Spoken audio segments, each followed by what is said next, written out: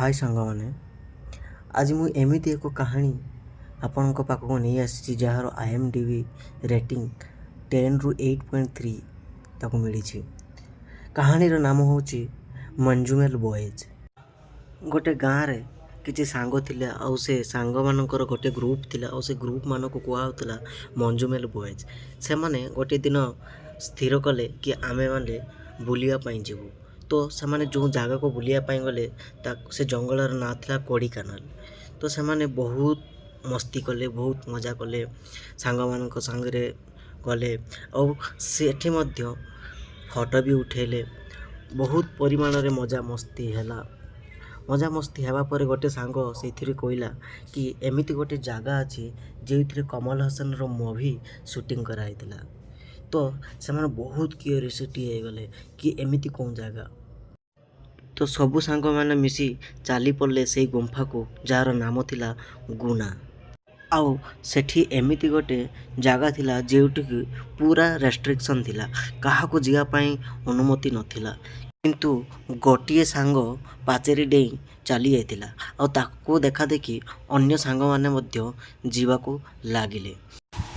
से गुंफा भितर बहुत मजा मस्ती हेबा परे सेमाने एक पत्थर उपरे सेमानकर ग्रुपर नाम लेखिबा आरंभ करथिले। आउ सही समय रे आउ गोटे सांग तांको पाखक जाउथुला। सही समय रे कि से गुंफा भितर गली पड़िला आ समस्ते स्तब्ध होई रही गले कौन है गला।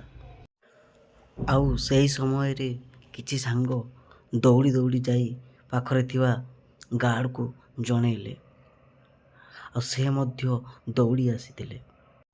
आउ 3 जन सांग पाखरे थिवा चा दुकानी को जाई साहाଯ୍य मागिथिले, किंतु चा दुकानी मना करि देथिला। आउ चा दुकानी रो झियो ताको बहुत कहवा परे से मध्य तांको सांगरे जाइथिले ओ से माने 3 जन सांग बाहरी पड़िले थाना को पुलिस को जणेबा पई। से माने जाई थाना रे पहुँचला परे सबु कथा पुलिस को जणाइथिले, किंतु पुलिस प्रथमे सेमानको कथा सुनि नथिला। तापरे जेतेबेले सुनिले सेतेबेले सेमानको कहिले कि तमे मद पी तांको ठेली देइचो। तापरे पुलिस सेमानଙ୍କ नारे मिछ अभियोग करी सेमानको बहुत मार मारिले। किंतु किछि समय परे पुलिस मध्य तांको कथा मानी बाहरी पड़िले ताको उद्धार करिया पई। सही समय रे बहुत जोर रे वर्षा होताए, काले गुंफा भितर पानी पसी जिवो। सबु सांग माने मिसी गुंफा भितर को पानी न पसिया पई बहुत चेष्टा करुथिले। जे गुंफा भितर पड़ी जाइतिला तार ना थिला सुभाष। आ सुभाष सही समय रे से पिला समय रो कथा सबु भाबुथिला।